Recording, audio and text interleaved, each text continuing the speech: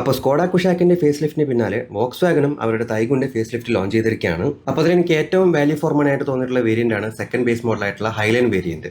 അപ്പോൾ കുഷാക്കിന്റെ ബേസ് മോഡലിൽ പറഞ്ഞ പോലെ തന്നെ ഇതിലും അത്യാവശ്യം വേണ്ട എല്ലാ ഫീച്ചേഴ്സും വോക്സ് വാഗൻ കൊടുത്തിട്ടുണ്ട്. അപ്പോൾ അതെന്തൊക്കെയാണെന്ന് നമുക്കിപ്പോൾ നോക്കാം. ഫേസ് ലിഫ്റ്റ് എന്ന് പറയുമ്പോൾ കാര്യമായിട്ടുള്ള മെക്കാനിക്കൽ അപ്ഡേറ്റ് വന്നിട്ടുള്ളത് ഓട്ടോമാറ്റിക് ഗിയർ ബോക്സിലാണ്. പണ്ട് 6 സ്പീഡ് ഓട്ടോമാറ്റിക് ആയിട്ടുള്ളത് ഇപ്പോൾ 8 സ്പീഡ് ഓട്ടോമാറ്റിക് ആയിട്ടുണ്ട്. ടോർക്ക് കൺവേർട്ടർ ഓട്ടോമാറ്റിക്കിനാണ് ഇതിലും വരുന്നത്. ഇപ്പോൾ 8 സ്പീഡ് ആയതോടുകൂടി കുറച്ചുകൂടി ഫ്യൂൽ എഫിഷ്യൻസി അച്ചീവ് ചെയ്യാൻ പറ്റുമെന്ന് നമുക്ക് പ്രതീക്ഷിക്കാം. ഇതിപ്പോൾ 8 സ്പീഡ് ആയതുകൊണ്ട് തന്നെ ഇപ്പോൾ ഹൈവേ ക്രൂസിങ്ങിൻ്റെ സമയത്ത് നമുക്ക് എഞ്ചിന് കൂടുതൽ സ്ട്രെസ് കൊടുക്കാൻ നമുക്ക് ക്രൂസ് ചെയ്ത് പോകാൻ പറ്റും. പിന്നെ അപ്ഡേറ്റ്സ് എന്ന് പറയുന്നത് ഇന്റീരിയറിലും അതുപോലെ തന്നെ എക്സ്റ്റീരിയറിലും കുറച്ച് കോസ്മെറ്റിക് ചേഞ്ചസ് വന്നിട്ടുണ്ട് എന്നല്ലാതെ കാര്യമായിട്ടുള്ള അപ്ഡേറ്റ്സ് ഒന്നും വന്നിട്ടില്ല. സെയിം പ്ലാറ്റ്ഫോമാണ്, സെയിം എഞ്ചിനാണ്, സെയിം സസ്പെൻഷൻ യൂണിറ്റ്സ് ആണ്. അപ്പോൾ ഇതൊക്കെ സെയിം ആണ്. എസെൻഷ്യലി 2025 സെയിം വണ്ടി തന്നെയാണ് ഈ തൈഗുൺ 2026. അപ്പോൾ നമുക്കിനി ഹൈലൈൻ വേരിയന്റിലേക്ക് വരാം. ഇത് ബേസ് വേരിയന്റ് തൊട്ടടുത്ത വേരിയന്റ് ആണിത്. ഒറ്റ നോട്ടത്തിൽ ഇതൊരു ബേസ് വേരിയന്റ് ആണെന്ന് തോന്നിക്കാത്ത രീതിയിലുള്ള ഒട്ടുമിക്ക ഫീച്ചേഴ്സും വോക്സ് വാഗൻ ഇതിൽ കൊടുത്തിട്ടുണ്ട്. ഇപ്പോൾ ഫ്രണ്ടിലേക്ക് വരുവാണെങ്കിൽ fully LED head lamp unit വരുന്നുണ്ട്. ഇതിപ്പോൾ പ്രീവിയസ് ജനറേഷൻ വെച്ച് നോക്കുമ്പോൾ കുറച്ചുകൂടി സ്ലിം ആൻഡ് സ്ലീക്ക് ആയിട്ടുണ്ട്. ഹെഡ് ലാമ്പ് യൂണിറ്റ്സ് മാത്രമല്ല, ആ ഗ്രില്ലിന്റെയും സൈസ് ഒന്ന് റെഡ്യൂസ് ചെയ്ത് നീറ്റ് ആക്കിയിട്ടുണ്ട്. അതുപോലെ തന്നെ രണ്ട് ഹെഡ് ലാമ്പ്സും കണക്ട് ചെയ്യുന്ന രീതിയിൽ ഒരു ക്രോം സ്ട്രിപ്പ് അവിടെ കാണാം. ഇപ്പോൾ ഹയർ വേരിയൻസിലേക്ക് വരുമ്പോൾ അവിടെ ഒരു കണക്റ്റഡ് LED DRലാണ് കൊടുത്തിട്ടുള്ളത്. പക്ഷേ ഈ ഒരു വേരിയന്റിലേക്ക് വരുമ്പോൾ അത് ഒഴിവാക്കിയിട്ട് ജസ്റ്റ് ഒരു ക്രോം സ്ട്രിപ്പ് മാത്രമായിട്ട് മാറുന്നുണ്ട്. പിന്നെ ഹയർ വേരിയൻസിലേക്ക് വരുമ്പോൾ ഫ്രണ്ടിലെയും ബാക്കിലത്തെയും ലോഗോ ഇലുമിനേറ്റഡ് ആയിരിക്കും. പക്ഷേ ഈ വേരിയന്റിലേക്ക് വരുമ്പോൾ അതൊരു നോർമൽ ലോഗോ മാത്രമായിട്ട് മാറ്റിയിട്ടുണ്ട്. പിന്നെ ഒരു കാര്യം, കുഷാക്കിന്റെ ബേസ് മോഡൽ വരുന്ന പോലെ ഇതിനകത്ത് ഫോഗ് ലാംപ്സ് ഒന്നും വരുന്നില്ല.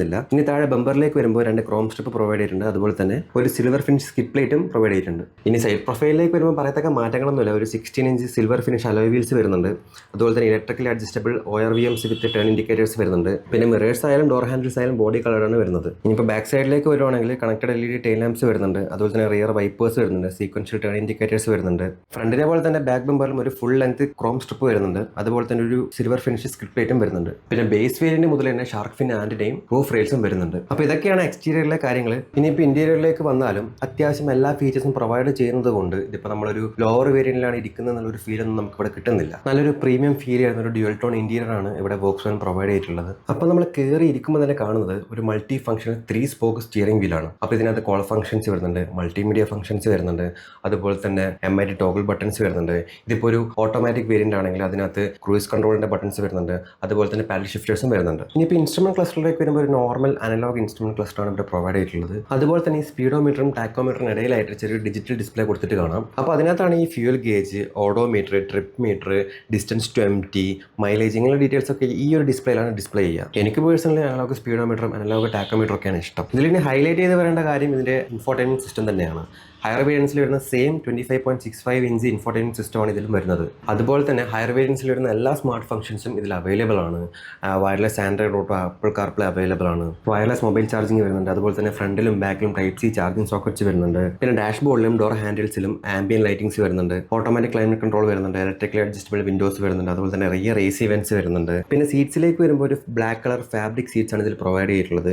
പിന്നെ എല്ലാ സീറ്റിലും അഡ്ജസ്റ്റബിൾ ഹെഡ് റെസ്റ്റ് വരുന്നുണ്ട്, റിയർ ആംറെസ്റ്റ് വരുന്നുണ്ട്. പിന്നെ ഇതിൽ മിസ്സായിട്ടുള്ള കാര്യങ്ങൾ, ഇപ്പം കുഷാക്കിൻ്റെ ഇതുപോലെ ഇതിൽ സൺറൂഫ് വരുന്നില്ല. അതുപോലെ തന്നെ ഓട്ടോ ഡൈമിംഗ് IRVMs വരുന്നില്ല. ഓട്ടോമാറ്റിക് വൈപ്പേഴ്സും വരുന്നില്ല. അതുകൂടെ കൊടുത്തിരുന്നെങ്കിൽ ഇത് ശരിക്കും ഒരു വാല്യൂ ഫോർ മണി പാക്കേജായി മാറിയേനെ. പിന്നെ സേഫ്റ്റിയുടെ കാര്യം പറയുകയാണെങ്കിൽ 6 എയർബാഗ്സ് വരുന്നുണ്ട്, ABS വരുന്നുണ്ട്, EBD വരുന്നുണ്ട്. ഇങ്ങനെയുള്ള എല്ലാ ഫീച്ചേഴ്സും ആസ് സ്റ്റാൻഡേർഡ് ആയിട്ട് തന്നെ വരുന്നുണ്ട്. പിന്നെ as always global uncapped 5 star റേറ്റിംഗും വരുന്നുണ്ട്. ഇനിയിപ്പോൾ എഞ്ചിൻ്റെ പറ്റി പറയുകയാണെങ്കിൽ ഇതിൽ 1 ലിറ്റർ TSI പെട്രോൾ എഞ്ചിൻ മാത്രമേ വരുന്നുള്ളൂ.